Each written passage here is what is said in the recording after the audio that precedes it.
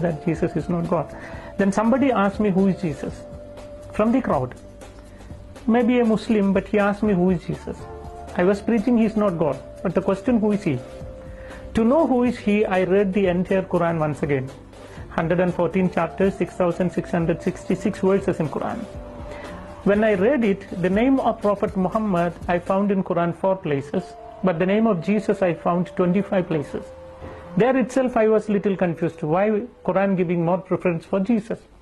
And second thing, I could not see any woman's name in Quran. Prophet Muhammad's mother name or wife's name or children name, no. In the Quran there is only one woman name I found, Maryam, the mother of Jesus. No other woman name. And in the Holy Quran chapter 3, the name of the chapter is Family of Maryam. And the Holy Quran chapter 19, the name of the chapter itself is Maryam.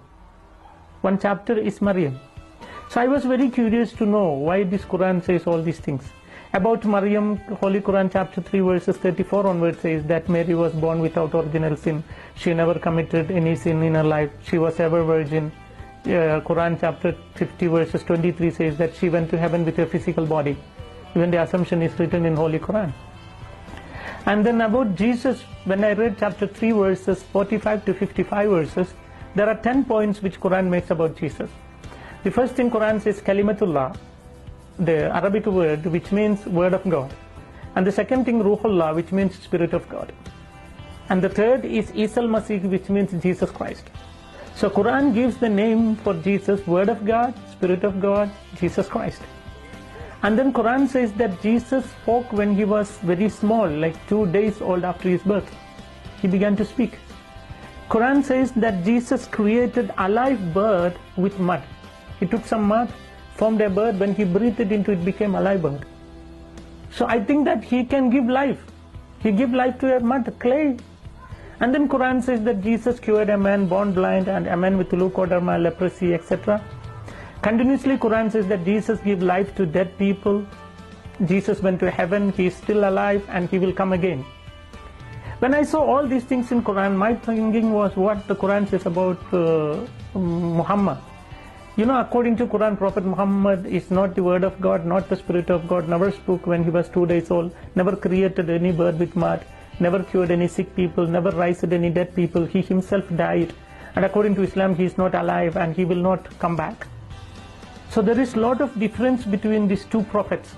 I don't call Jesus as God, you know. My idea was he's a prophet, but he's a prophet greater than Muhammad. So one day I went to my teacher, the one who taught me 10 years in Arabic college, and I asked him, teacher, how the God created the universe? Then he said, God created the universe through the word. Through the word. Then my question, word is creator or creation? Must clear it. My question, whether the word of God is creator or creation. Quran says Jesus is word of God. If my teacher said the word of God is creator, which means Jesus is creator, then the Muslims must become Christian. Suppose if he said the word is creation, he will be trapped. You know why? He said everything created through the word. Suppose if he said the word is creation, then how the God created the word? Wow. So he cannot say the word is creator, cannot say the word is creation. So he was quite angry. He pushed me out of his room and said, word is not the creator, not the creation. You get out from me, he said. If you see things so clearly, why don't all Muslims convert to Christianity? Why don't they accept this? They say the word is creation. They try to prove. They say the word is not the creator, not the creation, but not God. Not God. Not the creator, not the creation. So not God. And not creation also. So they don't equal with God. That's all their problem. So then when he said that, I told my teacher, word is not the creator, not the creation. That is why Christian says word is son of God. Then he told me, if there is a son for God, I must show him the wife of God. Without wife, no chance for having a son.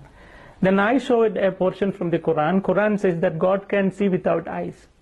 God can talk without tongue. God can hear without ears. It's written in Quran. I said, if that is the case, he can have a child without a wife. So there we have a big argument. And you know, at the end what I did, I took my Quran, kept on my chest, and I said, Allah, tell me what should I do? Because your Quran says Jesus is still alive, Muhammad is no more. You tell me whom should I accept. After my prayer, I opened Quran. I didn't ask anyone. I asked only to my Allah. When I opened Quran, I saw chapter 10, verse 94. You know what Quran says? فَإِن كُنْتُمْ فِي شَكٍّ مِّمَّا أَنزَلْنَا إِلَيْكَ فَاسْأَلِ الَّذِينَ يَقْرَؤُونَ الْكِتَابَ مِنْ قَبْلِكَ لَقَدْ جَاءَكَ الْحَقُّ. If you have any doubt in this Quran which I gave to you, go and read the Bible, or ask the people, those who read the Bible. The truth is already revealed in that.